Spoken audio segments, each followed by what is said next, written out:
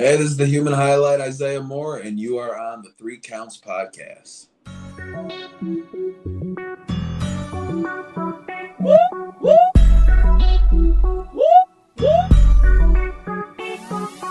I'm in fashion, roll with cold passion. Welcome everybody to another great edition of the Three Count Podcast presents Now Entering. I'm your host, Clifford Red Dog Miller, the man that leads you up that mountain called wrestling. And by our 290 something episode, I would just hope you say with me, I am your Sherpa, because like your tribal chief, acknowledge me. But like every good Sherpa, you gotta have someone who's been there, done that, and can do it more efficiently than you can. That's why it's never about me. It's about who's entering the ring. So who's entering the ring today? You can find this man at Emerge. You can find this man at AEW, PWK, BCP, Horror Slam, MPW, MAW, EHF, AAW, and WPW. He is the Human Highlight, Isaiah Moore. What's going on? Yo, what's up, man? Thank you for coming on the show. I really appreciate this. Yeah, man, thanks for having me on. It's we've been trying to hook up for a while now, so I'm glad I can. It has been like it is crazy because I think what a lot of people think is like you go out, you talk to people, you like reach out to them and stuff, and then you're like scheduling stuff, and then it's like bam, it happens. And sometimes, hey, family things just happen, and you're just kind of like, hey, we gotta reschedule. Oh man, it slipped my mind, but we gotta reschedule again, and it just happens, and it's just like life gets in the way of things, man. That's true, especially being a dad. You know how that is. Yeah, definitely, man. Like, it's no secret here on my show, but I'm a father to an 11-year-old who thinks that she runs the world, and it's like, it's like trying to take care of her and make sure that like the family situations is always good and stuff. And you're going to wrestling shows, and you're doing a podcast, and you're training, and then you're doing your shoe job, and it's like there's always so much to juggle. Yeah, absolutely. It gets hectic. That's definitely for sure. So how do you deal with like everything, like juggling as far as like being a parent, a wrestler, like promoting yourself, XYZ? For the most part, fairly well. I've being a dad to me is like second nature. Like, especially I have girls too, so it's like I always knew I was gonna have girls, so I already knew I was in for it. But for the most part, it's not terribly hard. I've got a good support system, so things get taken care of, especially when I need to do things like podcasts or be on the road. Everybody bands together. It takes a village to raise them all, so I definitely got some good backing behind me. That's for sure. Yeah, it is one thing too. Like I do have my wife is like a massive supporter. She's definitely, make sure that like everything's get taken care of and that like I'm ready to go and like I'm very on top of my own stuff too as well. But she is like it is something to have someone who can just help you whenever things get like ridiculous chaotic and is just there to support you or just to tell you, hey, you brought this on yourself, so you can figure your way up to the top while I sit back here and push you along that way. Definitely. Yo, so real quick, man, who is Isaiah Moore?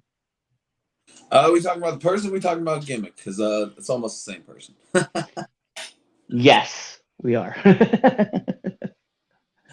I'm an energetic guy. I love helping people. I like making a difference. Things. I'm a dad first. That's obvious. And I've just had a passion for pro wrestling since I've been, came out the womb as far as I can remember. But yeah, that's me, man. I love lifting weights. I love going out and helping people, reach their goals. I train kids now, so just a really busy guy for the most part. It's one of those things too, though, is that like, uh, you start finding like your calling in life, right? And like for me, I was in the military and I was like doing something that was bigger than myself, and I realized like this is something that I really want to do a lot more because I was feeling like I was like accomplishing something, right? So when I got into pro wrestling, like after like 10 years of being out of the military, uh, I realized, or it was like 8 years after being out of the military, I realized it was like, this is kind of everything I've wanted to do, right? Because like creatively, I can create this whole entire character of what I would like to be, which is, just me cranked up to 100. But then like I get to help people as well achieve their dream, and I think that's like the fun part too, is that like you get to captivate an audience, but then also like you get to learn and then teach at the same time and like grow as a person as well as a wrestler in this crazy business.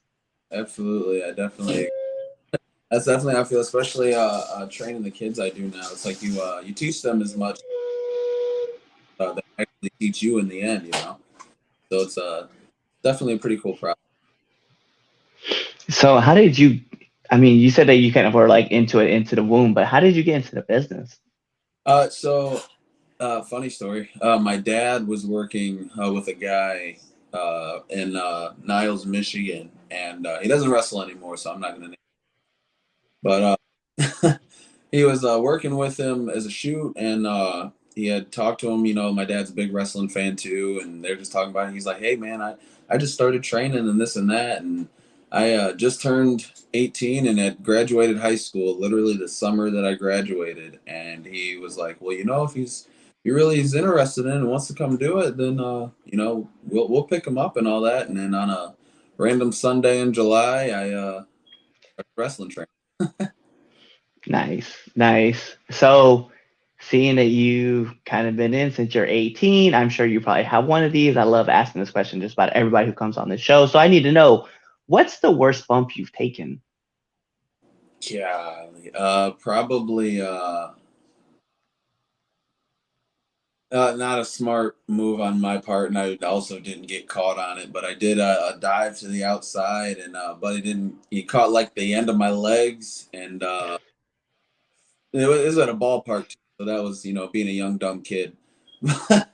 But yeah, I got a big smack on the ballpark and got a concussion from that. So that's probably the worst bump that I've ever. It sucked. It's always one of those things too. It's like I know I have a friend, actually a lot of people know he's the other half of this podcast, and he was having a match and like things were kind of building up, and he swore he made eye contact with the person he was wrestling against, and as he hit the ropes and dove out, the other person didn't even see him, and so like yeah, he just didn't get caught, and he just smacked the concrete like, and just yeah, it was a bad look. He's gonna know exactly what I'm talking about once he sees this episode. Be ready for it in the messages. Oh, I can't wait. So, listen. So, like you said that the character, right, of Isaiah Moore is you, just kind of amplify it. But one thing that we kind of know and we kind of talk about a little bit too is that we like to pull from other characters as well as like other maybe wrestlers, right? So give me like 5 characters that you have pulled from, like you can like their characters, like I pulled this from like Wolverine, or I pulled some stuff from, Chris Jericho, but like who did you pull from? So I've always like admired the showmanship, the entertainer side of Shawn Michaels, The Rock as well.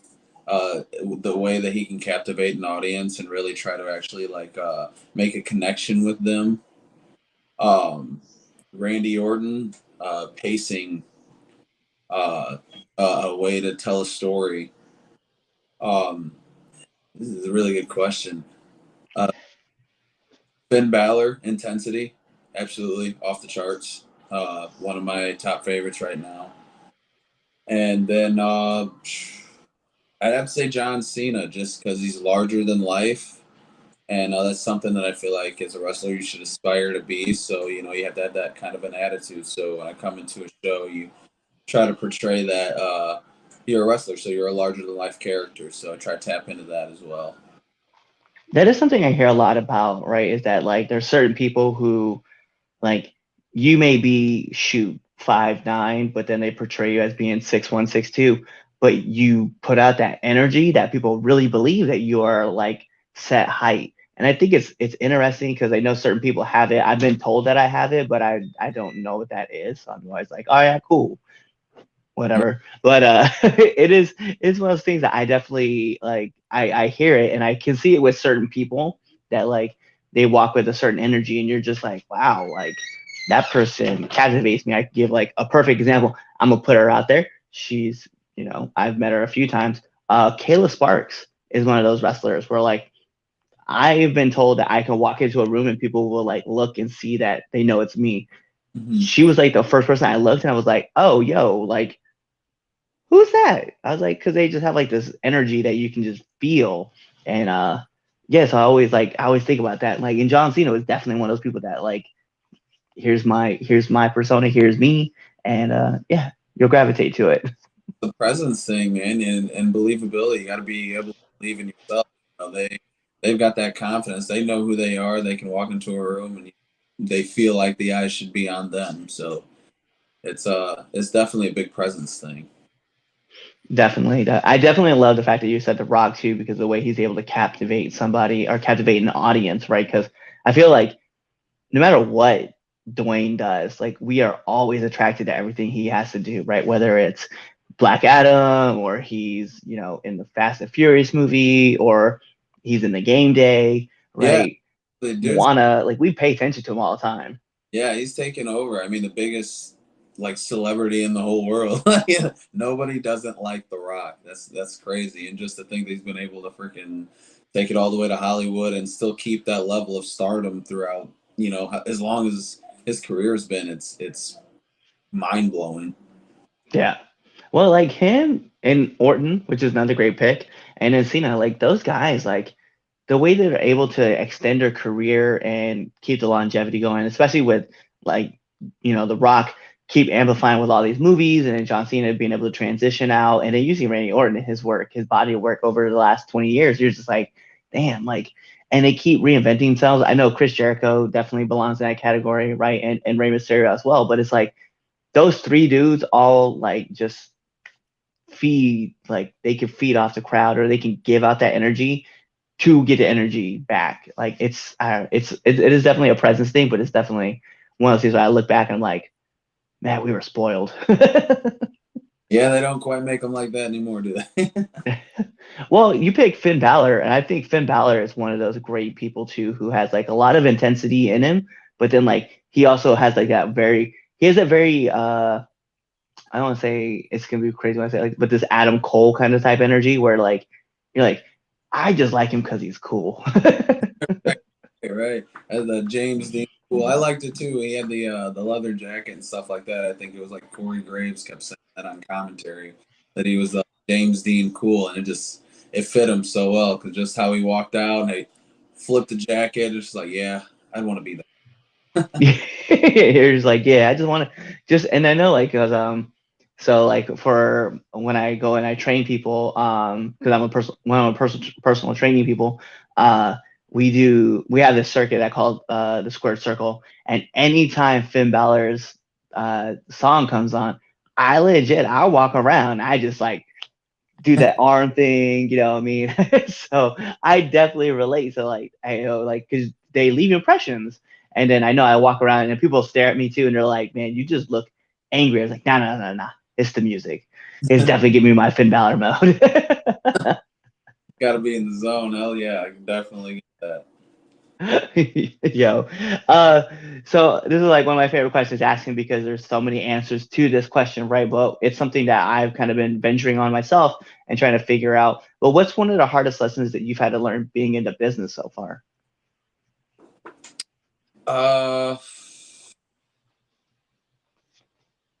To slow down is that's like that's the main thing that you hear throughout, your entire career is slow down, but you don't really like the more the time goes on and the different kind of places that you work, you see exactly what that means because you have to realize how long a minute really is. Like 60 seconds, regardless, 60, it seems like a short amount of time, but when you're on TV and stuff like 60 seconds, you better make everyone count.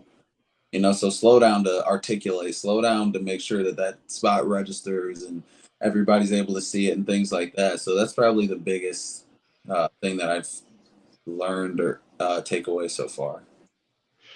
It's definitely, what's crazy is that like a lot of people don't realize this too, like, but being in the gym, right? Like you want to put like muscles under time under tension, right? Because what happens is you get your muscle fibers getting recruited in, and you start to build bigger muscles, right? And a lot of people will think like if I go in there and I do this set in less than 30 seconds and just show like how many reps I could do and so quickly that it's going to do the same thing. And that's not necessarily true. And that's what I love about wrestling too, is that like you said, right, we have to slow down so that everything registers with people. And it's one of those things where I constantly have to tell myself like, hey man, like this is not and I'm turning 38 next year, and I've only been in for about 3 years, but I have to constantly tell myself like, hey, does this look good? Like, cause I'll record everything. I'll be like, does this look on camera? Does this take up a lot of time? Like, is it registering the way that you want it to register, or do you need to pick up the pace just a little bit so that way the fans understand like this is exactly what's happening? And it's a constant learning process. But one of those things I love, like the fact that you said like slowing down to making sure that everything hits like the way you want it to hit. It's a lot of work. It's very challenging because like sometimes when you speed it up, you're not going to get the reaction that you want. When you slow it down, you think, oh, I'm going too slow, and then you hit that spot and they come up. It's like, oh, it actually works. I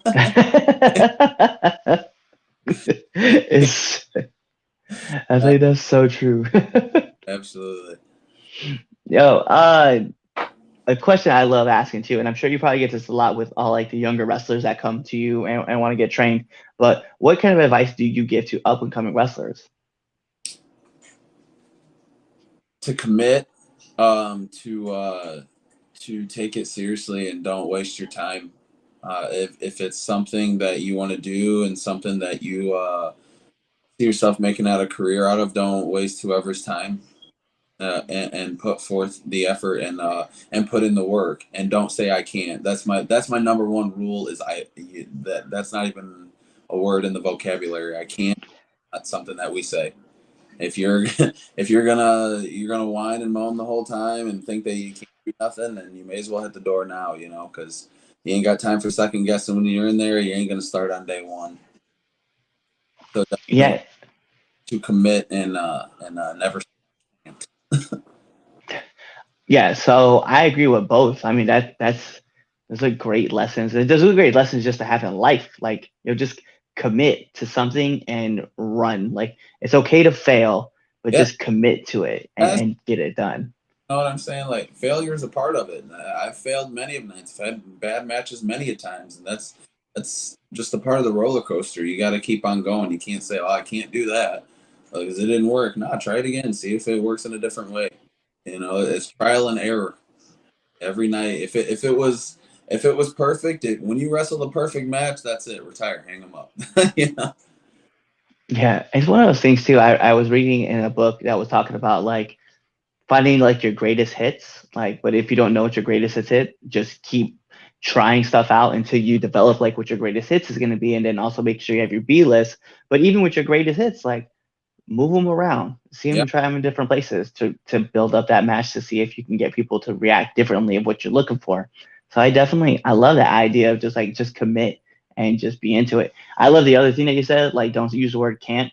I actually had today, they're gonna know exactly who they are. They were like, I can't do this. I was like, last time I checked, you were an American, not an Americans. Yeah, so fix it.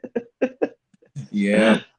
Yeah, I do not like that word. Like my students, I tell them all the time, no, that's not. I can't. Well, guess what? We're going to do it again and again and again. So it's going to be on repetition. Yep. I was like, yes, if anybody's wondering, I did pull that from Johnny Depp. Okay, Once Upon a Time in Mexico, that was a thing.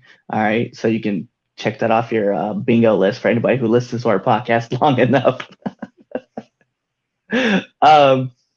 My last question, right, and this is actually a fun one, and I love hearing all these answers that come to me too. I need a do and a don't of the locker room. A do and a don't. Do show up, and especially if you're brand new, and I mean even now, do show up and help set up, help tear down, help the promoters, ask for advice, ask vets to watch your match, because not only can you learn something, but they appreciate that, and that shows respect. Don't be disrespectful. Don't walk in like your shit doesn't stink, because Believe me, it does. uh, don't try to leave early. Don't. Yeah, my biggest thing is don't be disrespectful. I've met a lot of kids in the last couple of years that are just not very respectful towards vets, towards the promoter. Show up whenever they want, leave whenever they want, and I mean it's irritating because we've all had to go through different things, and just to see it happen, it doesn't vary. So don't make an ass out of yourself. Yeah, it's something my trainer always tells me too. He's like, listen, like if you're going anywhere, you're representing not just you, but you're representing your school too. So if you go in there and just be a complete asshole to somebody, like all of a sudden, like you're not looking bad just on yourself, but you're also looking bad on the other school. And maybe there's another person in the school that's trying to get to the same place that you are, and now they can't because you decided to be an ass. Exactly. Locker room etiquette is a big, big, big thing. Everybody needs to. Seems like in the last year or so, I've met that don't have. I agree. So, listen, we're going to get into the best segment of the Three Count podcast. It used to be the Red Dogs Power Rankings, but I refuse to acknowledge that they've been retired. Chaz, you don't get those one-ups. That's not what's happening. Anyway, we get into the Three Count podcast, 10 count questions, and Mr. Moore, this is how it works. I'm going to fire 10 questions at you rapid fast, and whatever your answer is, that's your answer. All right. So we're going to put on the imaginary timer for added pressure. Bing! And in the words of Mike Goldberg, here we go. SmackDown or Raw? SmackDown. Favorite movie? The Lion King. Live action or animated?